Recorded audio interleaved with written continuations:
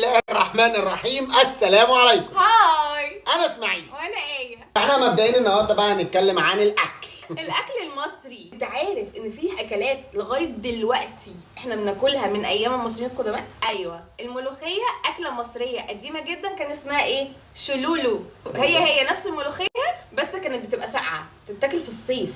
انت عارفه ان انا مره قريت مقال عن ان اليابان كانت عايزه تسجل الملوخيه كاكله يابانيه؟ ناس مثقفه بقى امثال ايه بقى والناس دي راحوا يدافعوا بقى عن مصر في اليابان وقالوا لا الملوخيه بتاعتنا. الفسيخ انت عارف قصته بقى؟ قصه الفسيخ. الفسيخ ده كمان ده اكله مصريه قديمه بحته. كان اسمه ايه؟ فشوخه؟ لا كان اسمه فسيخ، كان اسمه سمك مملح وفسيخ. فسيخ يعني الفسيخ اكله فرعونيه. اكله فرعونيه. الفول الفول المدشوش. الفول المدشوش اللي هو الفول بتاع الصبح كان اسمه حورس. كل حورس ده كان اله عند استغفر الله العظيم، يعني استغفر الله العظيم. ناس براعنه دي كانت بتعمل حاجات عجيبه برضه. بنقول رمز، بنقول عليهم رمز، مش بنقول الهه، بنقول رموز. رموز مش كان رمز عندهم.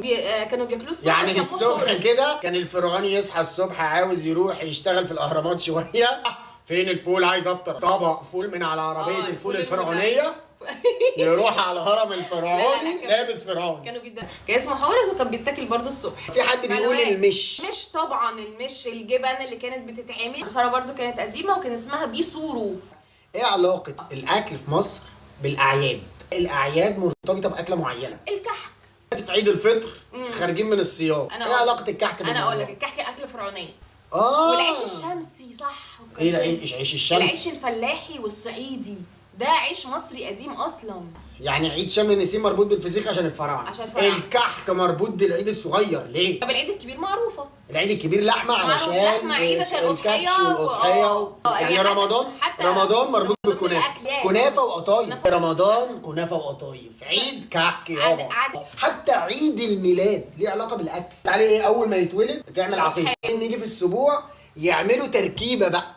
هنجيب شويه ذره يبقى فشار بونبوني، هنحط معاه شوكولاته وفول سوداني كمان. حتى المقابر مربوطه بالاكل. بتاخد شوريك وقرص وبرتقانايه وموزايه.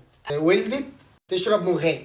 كمان المقابلات اللي هي بتاعت رجال الاعمال والكلام ده يقول لك ايه، انا في غداء عمل، انا في عشاء عمل. حتى في الشغل صح. ناكل. نتكلم في الشغل ايه؟ ناكل وبعدين نتكلم في الشغل. حتى لو مفيش حاجه ليها علاقه بالاكل، مثلا ايه عاشوره، هنعمل اكل اسمها عاشوره وناكلها.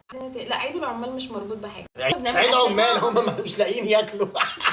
مولد النبي. ايه علاقه الحلويات بقى بمولد النبي؟ عروسه المولد بيعملوا صنم. بيعملوا اصلا احنا كمصريين علاقتنا بالاكل عجيبه. ليه بقى؟ يعني مثلا احنا بنمسك اي نبته، اي نبات نمسكه نطلع 3 عينه بقى. انت ايه اسمك ايه يالا؟ انا اسمي بتنجان يا باشا. تعالى لي يا عم بتنجان كده، حطه في الزيت اقليه. ايوه يطلع لك بتنجان مقلي. ايوه. او اشويه يطلع لك بتنجان مشوي. ايه ده مش هنقليه ولا نشويه؟ احشيه. تعالى نحط جواك رز يالا يعمل محشي. او حطه في الفرن واعمل مسقعه، حط عليه طحينه واعمله سلطه. او خربت خالص اضربه في الخلاط اعمله بابا غنوج، تحس ان هو عصير بتنجان. امسك النبته نهنها. البطاطس. اسمك ايه يا كابتن؟ انا كابتن بطاطس. تعالى يا بطاطس، ايه رايك اما نحطك في الزيت هيحصل ايه؟ هنحمرك، هنقليك، هنعمل منك صوابع، هنعمل منك شيبسي.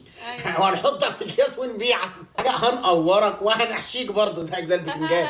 هنهرسك. هرسوا البطاطس وعملوا منه بطاطس مهروسه.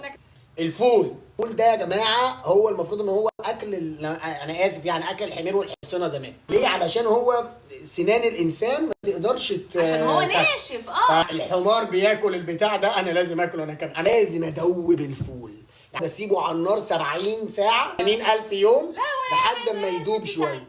يدوب عشان ناكله. ايه بلا اشمعنى الحمار بياكله يعني؟ ناخد الفول ناكله طلع طعمه وحش، شكرا. احنا هنسكت. انا عايز اكل الفول اللي الحمار بياكله. هنعمل ايه؟ هنخترع له البهارات. الفلفل الاسود نحطه على الفول، ايه ده ما ظبطش، نجيب شويه زيت نحطه على الفول، ايه ده ما ظبطش، نجيب كمون نحطه على الفول، ايه ده ما ظبطش، نجيب ليمون نعصره على الفول، ايه ده ما ظبطش. طب انا اقول لك على حاجه، ما نحط كل دول على الفول يمكن تظبط. ايوه ظبطت.